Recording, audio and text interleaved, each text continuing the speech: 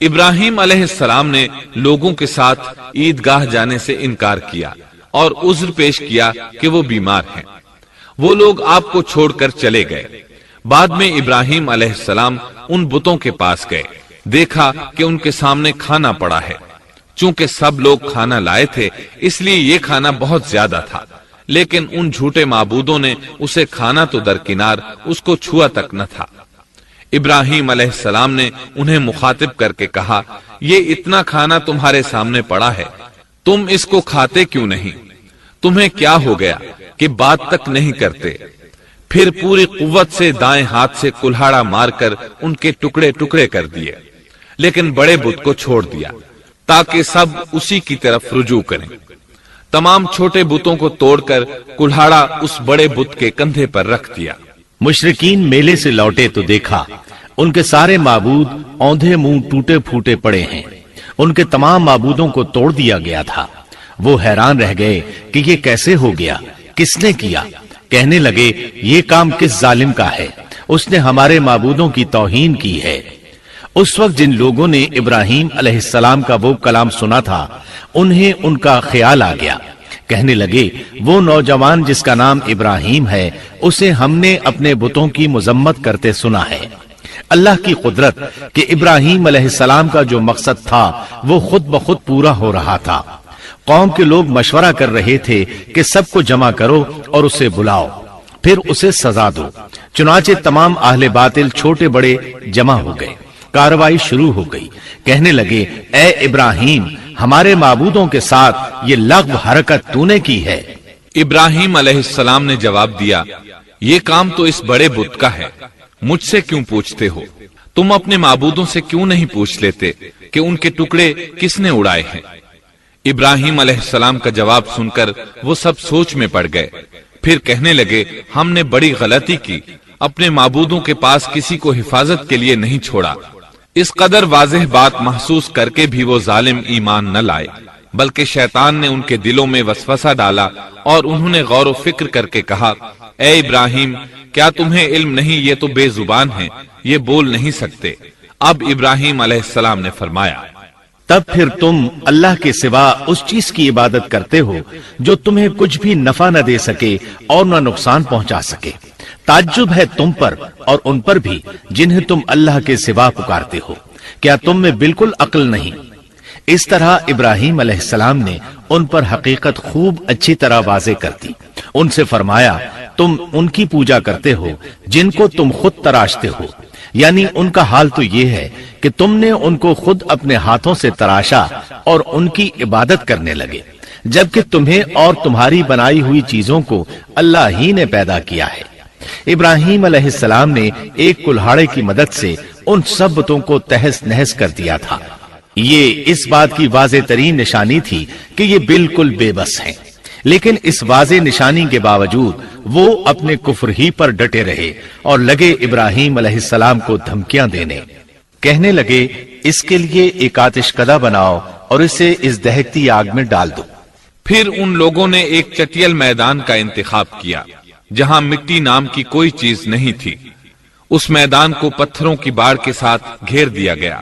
پھر سب لوگوں کو حکم دیا گیا کہ وہ لکڑیاں جمع کر کے اس گھیری ہوئی جگہ میں رکھیں۔ چنانچہ سب لوگ لکڑیاں جمع کر کے وہاں لانے لگے، یہاں تک کہ عورتوں اور بچوں نے بھی اس کام میں بڑھ چڑھ کر حصہ لیا۔ میدان میں اتنی لکڑیاں جمع ہو گئیں کہ زمین نظر نہیں آتی تھی۔ یہ لکڑیاں زمین پر ایک اونچی دیوار محسوس ہوتی تھیں۔ پھر ان لکڑیوں کو آگ لگائی گئی۔ جب آگ کے شعلے آسمان سے باتیں کرنے لگے تو انہوں نے ابراہیم علیہ السلام کو آگ میں ڈالنے کے لیے ایک جھولا تیار کیا۔ اس میں سیدنا ابراہیم علیہ السلام کو رکھا گیا۔ اس وقت آپ نے یہ دعا پڑھی، حسبنا اللہ ونعم الوکیل، ہمیں اللہ کافی ہے اور وہی بہترین کارساز ہے۔ یہ کلمہ ہر محتاج اور مصیبت زدہ کو پڑھنا چاہیے۔ بخاری میں ہے، رسول اللہ صلی اللہ علیہ وسلم نے فرمایا، حسبنا اللہ و نعم الوکیل ابراہیم علیہ السلام نے اس وقت فرمایا تھا جب انہیں آگ میں پھینکا جانے لگا تھا۔ مطلب یہ کہ ہم اللہ ہی پر بھروسہ کرتے ہیں، اس کے سوا ہمارا کسی پر بھروسہ نہیں۔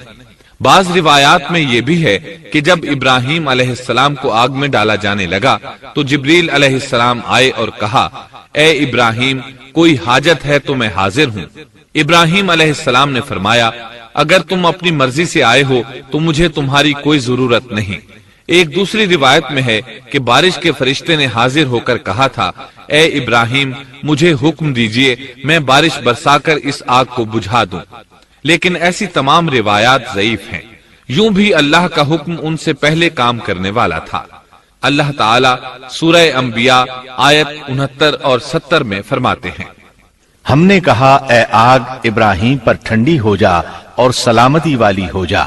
گو انہوں نے ابراہیم کا برا چاہا، لیکن ہم نے انہیں ہی نقصان پانے والا کر دیا۔ چنانچہ جب ابراہیم علیہ السلام کو آگ میں ڈالا گیا تو وہ ٹھنڈی ہو گئی۔ ابن عباس رضی اللہ عنہما فرماتے ہیں، اگر اللہ تعالیٰ آگ سے یہ نہ فرماتے کہ سلامتی والی ٹھنڈی ہو جا تو وہ اس قدر سرد ہو جاتی کہ اس کی ٹھنڈک سے تکلیف محسوس ہوتی۔ گویا آگ بھی اللہ کے حکم کے بغیر نہیں جلا سکتی، چھری اللہ کے حکم کے بغیر نہیں کاٹ سکتی، اس لیے کہ یہ بھی اللہ کی مخلوق ہیں اور ان کی قدرت بھی اللہ کے پاس ہے۔ وہ چاہے تو ان کو قدرت عطا کر دے، چاہے تو قدرت واپس لے لے۔ آگ کو ٹھنڈا ہونے کا حکم ہوا، وہ ٹھنڈی ہو گئی۔ اس نے نہ ابراہیم علیہ السلام کے کپڑے جلائے، نہ جسم کے کسی حصے کو کوئی نقصان پہنچایا، صرف وہ رسیاں جلائیں جن سے آپ کو باندھا گیا تھا۔ سبحان اللہ۔ لوگ آگ کے گرد اس انتظار میں کھڑے تھے کہ جو ہی انہیں آگ میں پھینکا جائے گا وہ جل کر راکھ ہو جائیں گے، لیکن وہ یہ دیکھ کر حیران رہ گئے کہ ابراہیم علیہ السلام بڑے ناز سے آگ کے درمیان بیٹھے ہیں۔ بعض روایات میں ہے کہ ابراہیم علیہ السلام فرمایا کرتے تھے، مجھے ان دنوں جو راحت اور سکون حاصل تھا ویسا آگ سے نکلنے کے بعد نہیں ہوا۔ لوگ اس معجزے کو دیکھ کر حیرت زدہ تھے۔